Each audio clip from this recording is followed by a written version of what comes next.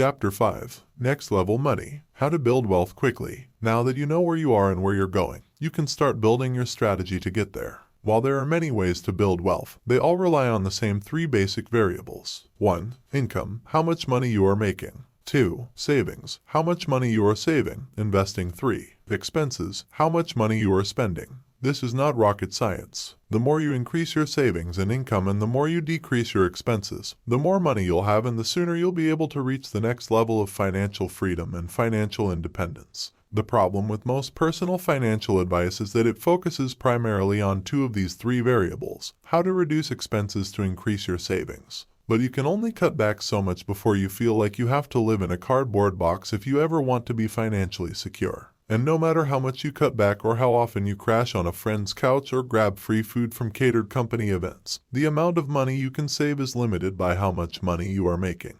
But there is something deeper here that most books and experts miss. In order to build wealth quickly, you need to maximize the potential of all three levers. By reducing expenses while simultaneously growing your income, you'll have more money to save, invest, which will help you increase your savings rate.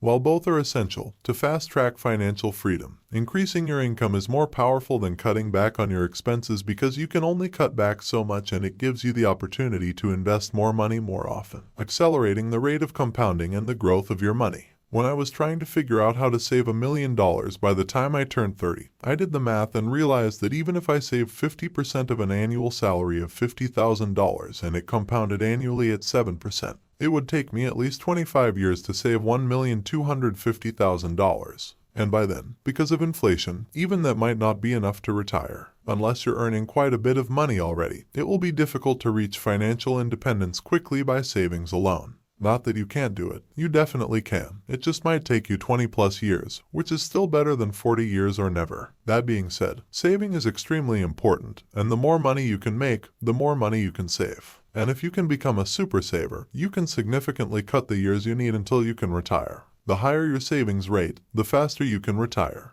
There are two ways to measure how much you are saving, in dollars and in percentages. When you are looking at the amount of money you're trying to save, it makes sense to think of these in terms of dollars, since your number is a set dollar amount. However, when figuring out how much to save, it's more effective to think in terms of percentages, since the percentage of your income you are saving is directly correlated to the amount of time it will take you to retire, and it also makes it easier to track and compare how much you are saving over time as your income grows. So it's important to monitor both the dollar amount you are saving and your savings rate, so you can track and optimize the amount of money you are saving and what percentage of your income it is. Tracking both will also motivate you to save more money, since some people respond more to percentages and others to dollars. The percentage of your income that you save and invest is called your savings rate, and the higher your savings rate, the faster you will hit your number no matter a need. A lawyer who lived in Chicago reached financial independence in 5 years at the age of 33 with $700,000 in her portfolio. She did this by saving 85% of her income and living on less than $25,000 per year. By saving 70% of the income Steve and his wife, Courtney, earned from their jobs, they were able to save $890,000 and both retire at 35. Christy and Bryce retired at 32 with over $1 million after saving 70% of their combined income. JP retired in New York City at 28 with over $2.5 million by saving 80+% of her income. Brandon was able to do it at 34 by saving up to 85% of his income. I reached financial independence by saving what it is. To calculate your savings rate, you want to add up all of the dollars that you save, both in per-tax accounts and after-tax accounts, and divide it by your income. Here is an example for how it looks if you have a $100,000 income and are saving 40%.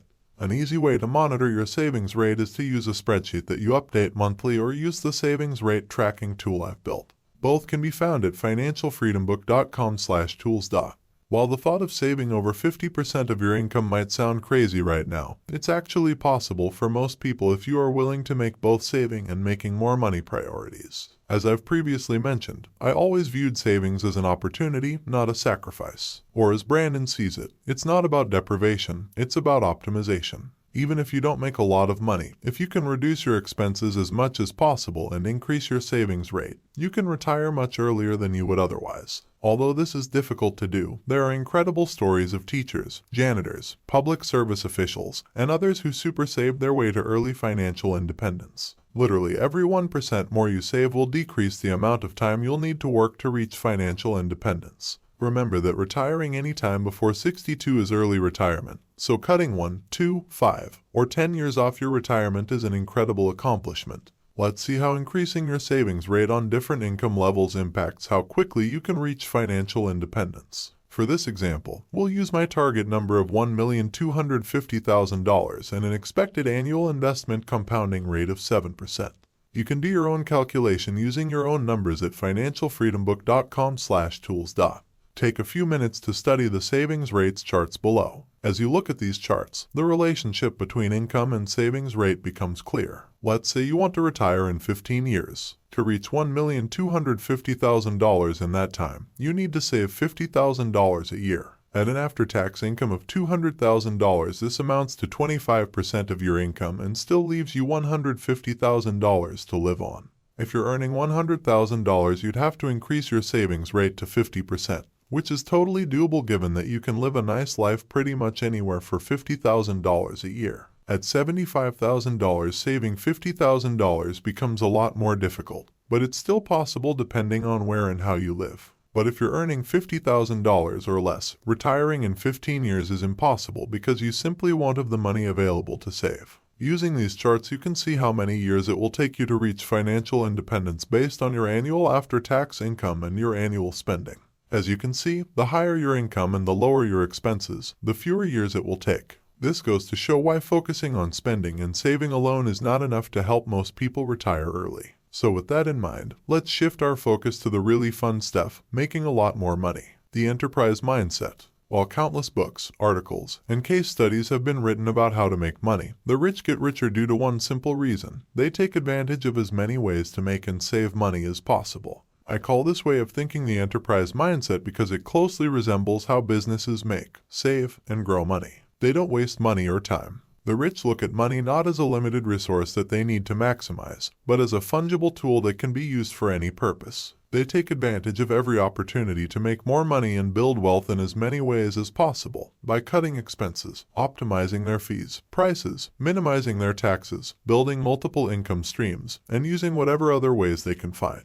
They focus on making as much money as possible per minute and hour of their time. Warren Buffett, the world's most successful investor, makes approximately $1.34 million per hour, even when he's sleeping. While it's nowhere near Warren Buffett, last year I made approximately $45 per hour even when I was sleeping. The good news is that pretty much anyone with an internet connection can adopt an enterprise mindset. Thanks to technology, it's never been easier to monitor, optimize, and earn more money. It's also never been easier to track and optimize exactly how much money you are making per hour. There are many online tools you can use to analyze your investment performance and tools that recommend different ways to optimize that performance. And the tools are only getting better thanks to developments in artificial intelligence and machine learning. As of this writing, I am testing a number of new tools that analyze your money-making, saving, and spending patterns and not only provide optimization recommendations, but can actually automate most of your financial life so artificial intelligence always makes the right money decision for you and then can explain why. In many cases, the right money decision is simply the mathematically correct one. But as I've already shared with you, while automation is not enough, it's incredible to see the potential technology has to help more people make smarter decisions with their money based on actual patterns, behaviors, and performance data. There are also tons of amazing websites where you can learn new skills that you can monetize and job sites that list opportunities to pick up some extra cash, whether it's a $50 dog walking gig or a month-long tutoring project. I just found a gig today that pays $2,000 a month for just a few hours of your time a week to tutor students learning English online. The point is, it's never been easier to adopt an enterprise mindset and make more money, but very few people take full advantage of this fact. Seriously, there are money-making opportunities everywhere. For an up-to-date list of apps, tools, and money-making websites I recommend, check out financialfreedombook.com/tools.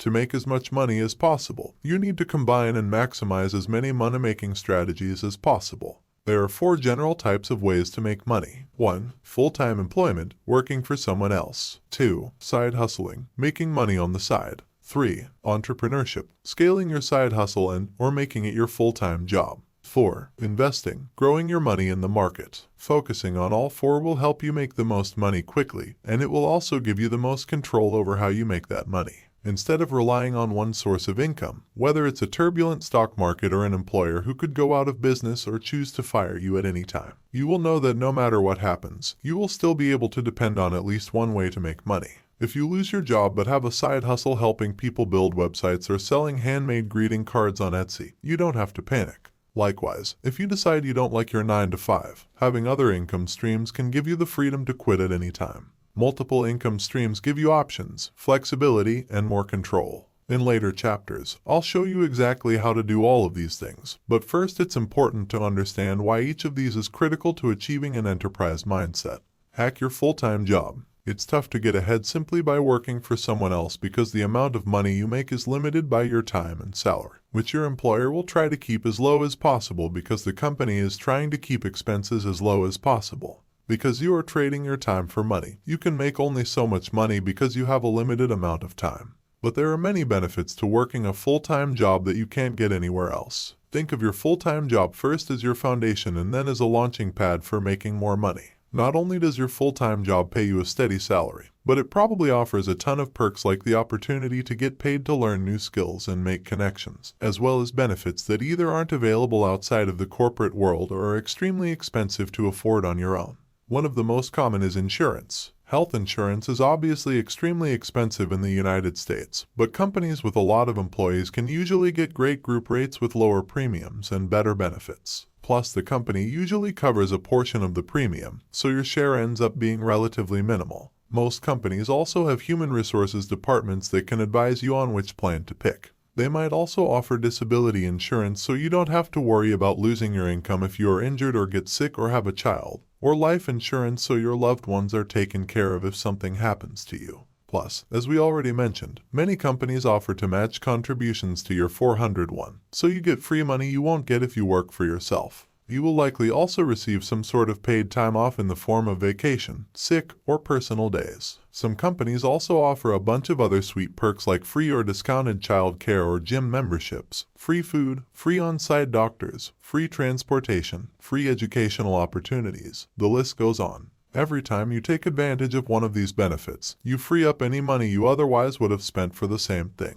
And that's more money you can save. In some cases, the total value of these benefits could easily add up to 20 to 50% of your salary, increasing your overall compensation. Another benefit that can be valuable and is completely negotiable is equity, which is a piece of ownership in a company. Your company might use equity to try to attract and keep you working there. While it might be really thrilling to become an owner of your company, equity is often only valuable if your company does well, keeps growing, or if your company gets sold. A lot of employees dream of a multi-million-dollar cash out, and while it does happen, it's definitely the exception to the rule. It's often more valuable to think of your equity as a potential future bonus and not what will set you up for life, even though it might.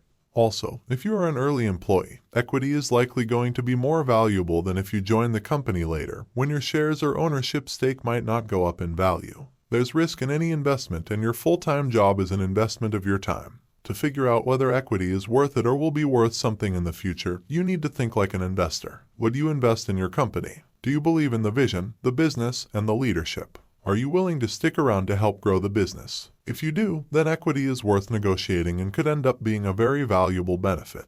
Then there's arguably the biggest full-time job benefit of all, the opportunity to work remotely, which in many cases gives you not only more control over your time but also more flexibility to make more money. Thankfully, in order to stay competitive and get top talent, more companies are developing more relaxed work policies on working remotely, since so much of our jobs can be done on a computer anywhere. This is a massive opportunity for you and anyone serious about making more money, because it disrupts the linear relationship between money and time. In many cases, as long as you get the work done when you work remotely, you can do it from anywhere, and you can also fill the slow hours of the day or your extra time by working on your side hustle or other money-making projects. Make sure to check your employee contract to see if you have any restrictions on the type of work you can do outside the office. Many companies have a non-compete clause saying you can't work for a competitor company. While this is understandable and reasonable, don't let your company limit your ability to make money outside your full-time job.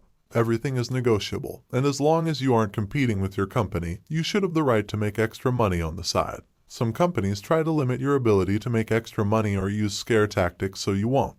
But you shouldn't work for those companies. One millennial money reader, Brian, has a full-time network administrator job with great benefits and a salary of $100,000 a year. But he works almost 100% remotely, and it takes him only about 15 to 20 hours a week to get the job done. So he spends the rest of his time running a small consulting company doing similar work for smaller companies that nets him an additional $150,000 a year. While he could quit his full-time job and grow his consulting business, he loves the benefits and security his full-time job offers. He's found the right balance, and if one day he does want to jump ship from his employer or he gets laid off, then he's got options. While this might sound like a lucky situation to you, it's not. I see it happening more every day, and you can intentionally design your career like this. This has never been easier to do than today and gives you a massive advantage to make more money on your own terms. When you max out these employer benefits, you can save an insane amount of money. Brandon, a 23-year-old who worked at Google, lived in a box truck in the company parking lot.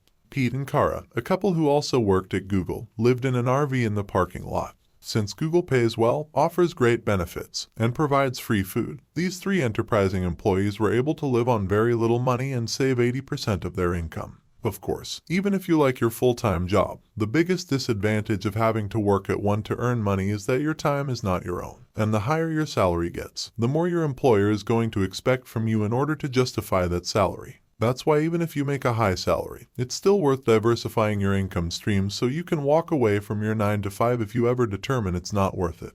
Later in the book, I'll show you how to specifically maximize your full-time job, including how to analyze your market value and value to your company to get a raise, how to make your boss think you're the best employee ever, how to rapidly increase your salary today and in the future, and how to maximize all your benefits, including opportunities for working remotely. Side hustling to diversify your income streams. If you really want to make more money, you need to become an entrepreneur. Being an entrepreneur doesn't require that you create a highly successful company and sell it for $1 billion. You can be an entrepreneur simply by selling something people will buy. If you make any money outside of your full-time job, even if it's an extra $10 a week, then you are an entrepreneur. A lot of people, before they get on a career track or while they're looking for a full-time job, take odd jobs to make money. They might have a part-time job as a waitress or in retail, or perhaps they babysit or mow lawns or work in their uncle's body shop. When you don't have a lot of money, you will take any opportunity to make money, even if it's just $50 here or there. Perhaps these gigs aren't dream jobs and maybe they don't have much growth potential, but money is money, right? It's crazy to me how many people stop side hustling in this way once they get a full-time job. Side hustling, what I define as any way you make money outside of your full-time job, is a relatively simple way to become an entrepreneur and diversify your income streams without taking the risk of leaving your full-time job. You can also start a side hustle with very little time and money, so the learning opportunities are high, but the financial risk is low. If one of your side hustles doesn't work out, you can try another. The more side hustles you have, the more money you can make. And if you're already earning a full salary from your main job, you can invest 100% of your side income, which will automatically increase your savings rate. No amount of money is too small to invest. Even an extra $20 here or there will add up. Even after I started making $300,000 a year, I still watched my neighbor's cat for $60 just so I could invest that money. Even $1 will accelerate the rate of compounding. It's crazy how fast the extra invested income grows. Remember that any extra money invested at 7% interest will double every 10 years. At least 40% of my own net worth has come from investing the money I made side hustling. In fact, it would have taken me at least twice as long to reach financial independence without side hustling. While we will dive deep into side hustling later in the book, to find a great profitable side hustle, make a list of all the skills you have or things you are good at and a list of the things you love to do. Which ones overlap? Evaluate those opportunities first. If you like your side hustles, you will be more likely to stick with them and perhaps even grow them so they become more lucrative. Your side hustle can literally be anything, as long as you make money doing it. And once again, thanks to the internet, there are more ways to make money than ever before. Do you like to crochet? Sell some handmade mittens on Etsy.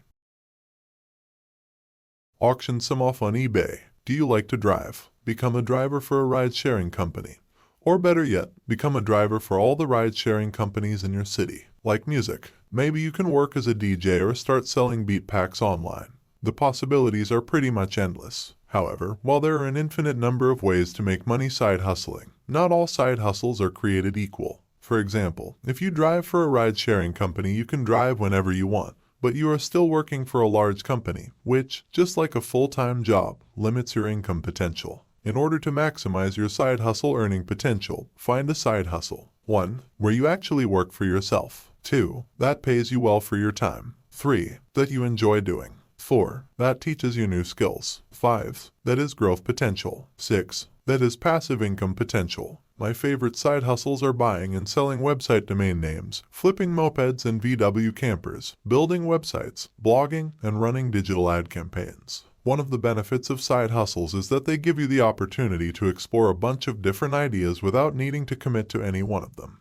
If you love dogs but find that you hate dog walking, no sweat. Do as much as you want or switch to another hustle entirely. You can also go to websites like TaskRabbit, Postmates, or Craigslist to see if there are any odd jobs you can do. These require a little more effort, since you constantly have to look for new opportunities, but more money is more money. Remember, money is infinite. The more you side hustle, the better at it you'll become. For instance, over time, you'll get a better sense of how much you can charge for a service. Plus, you'll probably build a stable base of clients who come to you over and over again, and they will also start recommending you to others, so you don't have to spend extra time drumming up leads. This means that you will end up working less for the same amount of money, or, if you have loyal clients, you may even end up earning more. One of the biggest benefits of side hustling is that the more you do it, the more you train yourself to adopt an enterprise mindset, the easier it will be for you to identify other opportunities to make money. The most profitable side hustles are those that meet the most market demand but have relatively little competition.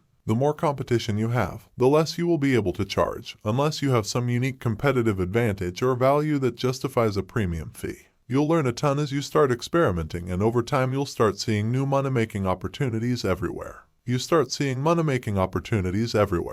will also discover new ways to grow your existing side hustles to become more profitable as you learn more about the market. For example, if you're already mowing someone's lawn, why not offer to water their garden and trim their hedges for a little extra money? Side hustling is also a great way to try out being an entrepreneur. In fact, if you really enjoy your side hustle and there's a lot of demand for it, you might decide to turn your side hustle into a full-time job or bigger business. Hire people to do the work and make a lot more money with passive income streams. The two best ways to make the most money over the long term are to hire other people to do the work for you and to focus on building passive income streams. This is why most of the world's richest people are entrepreneurs who started and grew their own companies. Instead of working for money on their own, they have others working for them. Why mow lawns when you can hire someone else to do it and still make a majority of the money? When you build a business, the value you are creating is not 100% dependent on your own time. It can be much greater, because your employees are creating value as well. Building a business multiplies and compounds your power to make money by the number of employees you have. And keep in mind that your employees don't have to be full-time employees. They can be anyone you pay to do the work either once or regularly.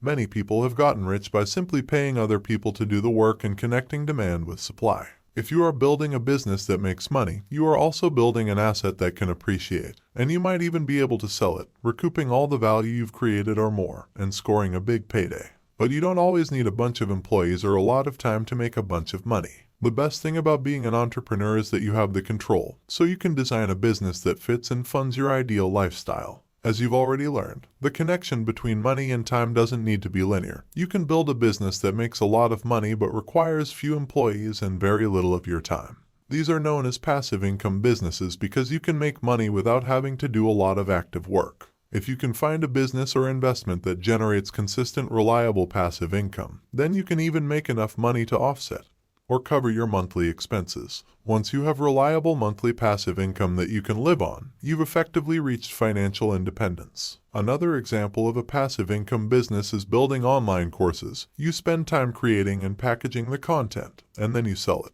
While you can actively sell your course or knowledge, it can also generate passive income when people find it and buy it online. I know a bunch of people who've created online courses on a niche topic, like taking care of orchids, repairing guitars, or even launching books, who are able to completely live off the income of a course they created over 5 years ago. Every year they update the content of the course and their audiences just keep growing. Dropship companies are also popular passive income businesses. The idea behind them is that you design a product and completely outsource the manufacturing, ordering, distribution, and customer service, so you don't have to do much. When someone orders your product, then Amazon fulfills the order and you get paid. When inventory gets low, you and your supplier get alerted so you can restock the inventory. Samantha, a woman I know, launched an extremely profitable ultra-lightweight camping company. Almost her entire company is automated. She's able to make $5,000 a month from her business almost all through Amazon, and it takes her only a few hours a month to manage. While it might sound too good to be true, it's definitely possible to build passive income streams. But since passive income businesses are businesses, they are subject to the same market forces as other businesses. Competition, demand, and many other factors can threaten their longevity. While the statistics are pretty daunting, only 20% of businesses last 5 years and 4% last 10 years. Don't let these dissuade you from starting a side hustle and becoming more entrepreneurial. These statistics are misleading because they don't measure the eventual success rate of an entrepreneur who has launched many businesses. A vast majority of successful entrepreneurs failed the first few times they launched a business. The first 2 companies that I tried to launch completely failed. But I learned a ton in the process that I was able to use when I launched my successful ventures, which all started as side hustles. By starting a business through side hustling, you reduce the risk that comes with jumping into full-time entrepreneurship. Keep that full-time paycheck until you've built consistent income streams or you have enough customers to minimize the risk. While I'm not against quitting your full-time job and completely jumping into a great idea is not enough. We all have great ideas, but business success comes down to execution. You've got to actually be able to make it happen. I see far too many entrepreneurs quit their full-time jobs to pursue an idea when they don't yet have a strong proof of concept and customers. Full-time entrepreneurs are often in feast or famine mode. When you do well, you can do really well, but a business can be difficult to sustain and especially difficult to build. You are always chasing after that next deal or next paycheck, so in reality, the freedom of self-employment can ironically end up creating a lot of stress. Business, like life, like investing, is all about taking calculated risks. Risks are smaller when you are 22 years old and single and have plenty of time to test, iterate, and rebound if you fail. But risks are obviously much higher if you are 35 with 2 kids and you're the primary income earner. I'm not saying you can't make it happen at 35. But the more risk you are taking, the more proof points you need. And side hustling is the best way to get them without risking your full-time income. To increase your chances of success as an entrepreneur, start by side hustling. If you can build a consistent stream of clients or income sources and have enough savings to fall back on, then becoming a full-time entrepreneur might be the perfect option for you. Your business, just like you, will change over time, and if it's successful, you will have a lot of options. You could decide to keep growing your business, you could turn it into a passive income stream, or you could sell it. Later in the book, I'll show you how to pick and grow a profitable side hustle, how to price and sell your product, how to decide if, when you should go full-time, as well as how to turn your side hustle into a passive income stream or lifestyle business that makes enough money to fund and fit into your ideal lifestyle. One that makes you the most money in the least amount of time. Remember, time greater than money. Invest as much money as early as possible. Investing income is the ultimate passive income, and this is the main strategy the wealthy use to both get rich and stay rich. The rich also know that $1 invested today will be worth more than $1 tomorrow, thanks to compounding, and that $1 not invested today will be worth less than $1 tomorrow, because of inflation. This is the final piece of the enterprise mindset, learning to see the future potential value in every dollar you earn, save, and invest. As you know, the earlier and more you invest, the faster your money will grow. This is why I almost always invested money as soon as it hit my bank account. Even a few additional days of compounding add up. While you can invest in anything, I've found stock, bond, and real estate investing to be the most manageable and dependable investments. If you want to increase your savings rate quickly, one of the most effective strategies is to increase it by 1% every 30 to 90 days. 1% is small enough that you won't feel it in your everyday life, but significant enough to have a huge impact on how quickly you can reach financial independence. Let's say you make $50,000 a year and are already saving 5% of your income. If you increase that by 1% every 3 months, you'll be saving 25% of your income after just 5 years. If you continue to increase your savings rate this way until you reach a 65% savings rate, you'll have $814,349 saved after 20 years. That's huge. If you follow the same pattern on a $100,000 salary, you'll end up with $1,628,698. Yes, 65% of $50,000 is a lot of money, but if you are always looking for opportunities to increase your income, you will still have plenty left over. $50,000 equals $814,349. More than 50% of my personal net worth has come through investment gains. But relying on just one method, no matter how effective, is risky, which is why the enterprise mindset is so powerful. By diversifying your income streams, consistently looking for new ways to make more money, and investing as much money as possible, you are giving yourself more control over your financial destiny and protecting yourself in the event something disrupts one of your income streams. If you want to reach financial independence as quickly as possible, you need to go all out. You need to find ways to make as much money, save as much money, and invest as much money as possible. As I'm writing this morning, I just logged into my accounts. I've made about $2,000 in the past 48 hours, most of it passively through investment returns. That's how the rich get richer and how you will, too. Make every moment, every day, every year count. Make the most of your time. 1 year of hard work this year can buy you 5, 10, even 20 years of freedom tomorrow. You need to view saving and investing not as a sacrifice, but as an opportunity. An opportunity to work hard for a few years to build wealth. Life-changing wealth. Freedom wealth. Recap. 1. Building wealth relies on the same 3 basic levers. Income. How much money you are making savings. How much money you are saving. Investing expenses. How much money you are spending. 2. Most personal finance books focus too much on cutting back. But while both making money and cutting back are essential to reaching financial freedom, making more money is more powerful than cutting back for fast-tracking financial freedom. 3. Savings rate. Measure savings in both dollars and percentages. To calculate your savings rate, you want to add up all the dollars that you save, both in per-tax accounts and after-tax accounts, and divide it by your income. 4. Your savings rate is directly correlated with the amount of time it will take you to hit your number. Even a 1% or $1 per day increase can make a difference. 5. Enterprise mindset. Take advantage of every opportunity to make more money and build wealth in as many ways as possible, by cutting expenses, optimizing fees, prices, minimizing taxes, building multiple income streams, and whatever other ways present themselves. Focus on making as much money as possible per minute and hour of your time. 6. To make as much money as possible, you want to combine and maximize as many money-making strategies as possible. There are 4 general types of ways to make money: full-time employment, working for someone else; side hustling, making money on the side; entrepreneurship, building a lifestyle business, growing your side hustle or making it your full-time job; investing, growing your money in the stock market and real estate. 7. Find a side hustle, where you actually work for yourself. That pays you well for your time, that you really enjoy, so you'll stick with it. That teaches you new skills. That is growth potential. That is passive income potential. 8. Investing is the ultimate passive income. And this is the main strategy the wealthy use to both get rich and stay rich. While you can invest in anything, I've found stock, bond, and real estate investing to be the most manageable and dependable investments. Invest as much money as quickly as possible. An effective strategy is increasing your savings rate 1% every 30 to 90 days, but you should increase it as much as you can.